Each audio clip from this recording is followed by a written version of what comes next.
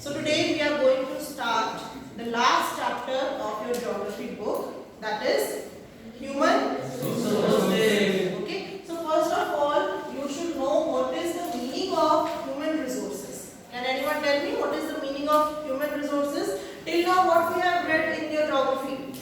We have read from the very beginning. If you remember, we started with resources. The first chapter was resources, then soil, vegetation, wildlife. We read about agriculture, industries, and lastly we have gone on human resources. What do you mean by human resources? Human is a resource. It is the most valuable resource. Yes. So human resources means the use of human as a resource. Now for example, if I give you ore, okay, so what will you do with the ore? Extract the mineral. You will extract the mineral from that. But if you do not have the skill to extract the mineral from that, that means then you cannot act as a resource. So what are human resources? That means the skill, the talent, the education that you people have, and by which we help each other or by which we can do our work. Okay, that means if I give you ore, otherwise if you do not have the skill to extract the mineral from it, what will you do with the ore? You cannot do anything with the ore then. So that means that skill to extract the mineral out of the ore, that means that is a human resource. That means you are acting as a resource. So now you know that we humans are not the same everywhere. If you talk about area, we have so much of area in the world. So do you think that there is equal distribution of human in the world? No. So that's why this chapter mainly deals with distribution of population. Okay, कि कहाँ पे कौन सी countries में कितनी population है, and which are the most populated countries, which are the least one, and where people live, and what is the pattern of changing, what factors are there on which the population depends. ठीक है, जो population है वो किन factors पे depend करती है, and some population pyramids also we will see. So this is a chapter that is going to conclude the resources, that is the basis of this geography book. Okay, so human resources. So people are the nation's greatest resource. So what is the greatest resource? People. So you see, if we have the resources, we have soil, we have water, mountains, rivers, so many things we have. But if there is no human, then what will be the use? Who will be making that resource as a useful thing for us? If we have water, then who will generate electricity from water? Humans will do. Okay, if you have coal, who will make thermal energy from that? Humans. So then who will make a resource into a productive thing? That is a human. So human who act as resource, that's why. So nature's bounty becomes significant only when people find it useful. It is people with their demands and abilities that turn them into resources. So it is we humans that we are converting the resources into the useful things. Hence human resource is the ultimate resource. So if there are no humans, then what will be there? Nothing will be there. The nature will be as it is. Nobody will be there to use it. Okay, or nobody will be there to convert the natural resource into a man-made resource. Healthy, educated and motivated people develop resources as per their requirements. So human resources like other resources are not equally distributed over the world. I told you that humans are not equally distributed over the world. They differ in their educational levels, age and sex. Their numbers and characteristics also keep changing. Okay. So see this distribution of population. Now you know, for example, if we have 100% land, so out of the 100% land in the world, how much percent of land is in use? 30. Only 30% land is in use by people, by humans. Okay, means humans are living only on 30% of the land out of 100%. Okay, I am not talking about the water.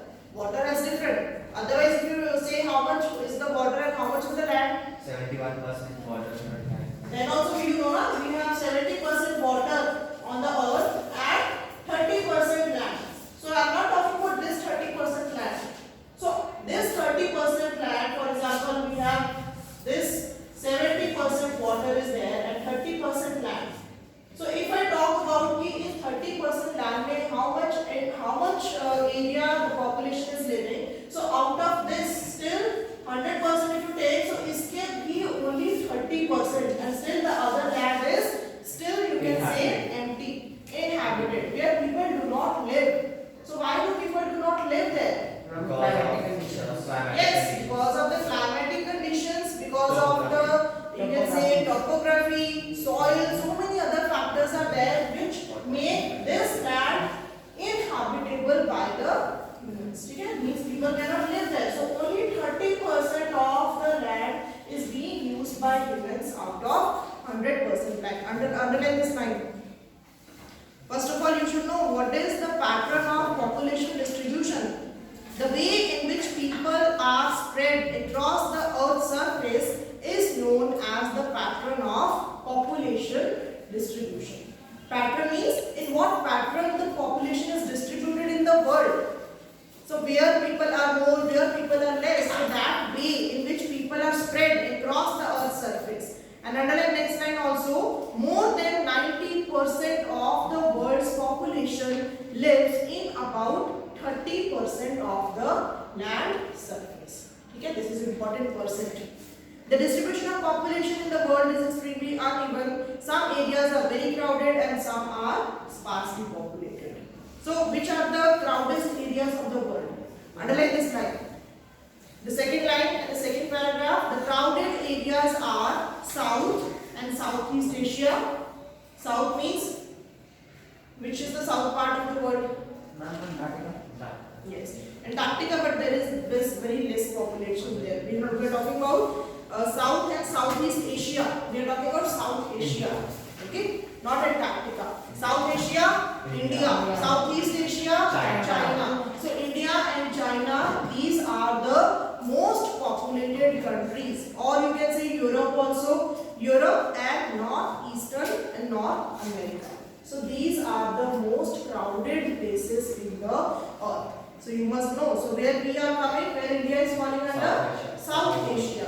So crowded areas are South and Southeast Asia, Europe and Northeastern North America. Very few people live in high latitude areas, tropical deserts, high mountains and areas of equatorial forest. Because here the climatic conditions are not suitable for the inhabitation of the people. Many more people live north of the equator than south of the equator. Where north of the equator? Canada, Greenland. Okay, there is more population than as you compare with Antarctica. Antarctica very less, hardly 1% of the population is living there. Then almost 3/4 of the world's people live in two continents, Asia and Africa. Okay, so the most populated is Asia and Africa. 60% of the world's people stay in just 10 countries. So which are those 10 countries? You must know. So only in 10 countries 60% of the people are living. So which are those 10 countries? See this graph, figure 6.2. So figure 6.2 will tell you that which country has the highest population? China. Yes. Then comes India. USA, Indonesia, Brazil, Pakistan, Bangladesh, Nigeria, Russian Federation and Japan. So these are the 10 countries in which how much of the population is living? 60% of the population is living in these 10 countries. And you can see world population by continents. Figure 6.1 देखो. So what it is telling? You know we have different continents. Yes, sir. So the people who are in orange, जो orange color में है वो Asia है. So you know is see how much area is occupied by orange people. So more area is occupied by orange people who are depicting Asia. The people who are living in Asia is more. Then comes next Europe. Okay, then next to that is Europe. Then Africa, and blue is Central and South America. Red is North America, and green is Oceania. Okay, Oceania is Australia, New Zealand, and Pacific Island. So this area is known as Oceania. Next, see density. What do you mean by density? Density क्या होती है? First of all, you must have read in science also.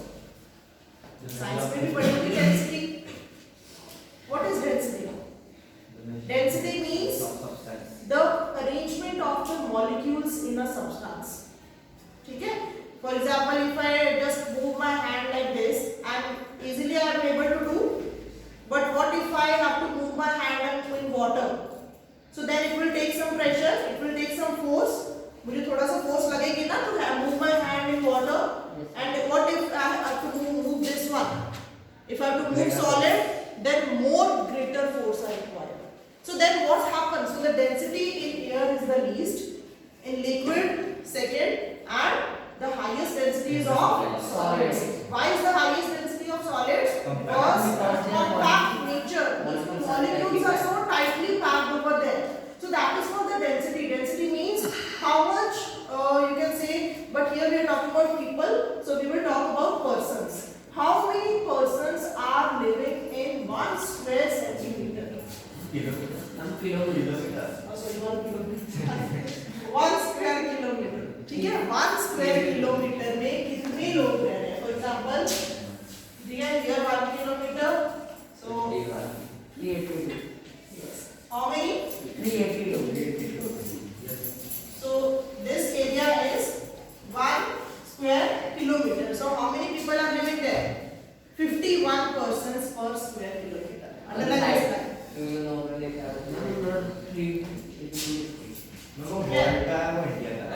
Average density of population in India. In India is 382 persons, but in the world 51 persons. Okay, underline both are important. Average density of population in India. India में अगर 1 kilometre square की बात करो, then 382 persons in 1 square kilometer. But if you talk about world, then 51 persons in 1 square kilometer. So first of all, know what is density. Underline the first line. Population density is the number of people living in a unit area of the Earth's surface. It is normally expressed as per square kilometer. So I told you that this area is per square kilometer. So if you talk about India, 382 persons in 1 square kilometer, and in world it is 51 persons. Underline this line. The average density of population in the whole world is 51 persons per square kilometer. And which part has the highest density of population? South Central Asia. So in this paragraph, all 3 lines are important. South Central Asia has the highest density of population, followed by East and Southeast Asia. Okay, so we have covered, I told you, the distribution and the density. The next topic is factors affecting distribution of population. Which are the factors that affect the distribution of population? We have topography, climate, soil, water, minerals. These all are categorized as geographical factors. Okay, these are categorized as geographical factors. Then social, cultural and economic factors are social, cultural and economic. Okay, so we will explain these all factors. I'll explain in details in the next lecture.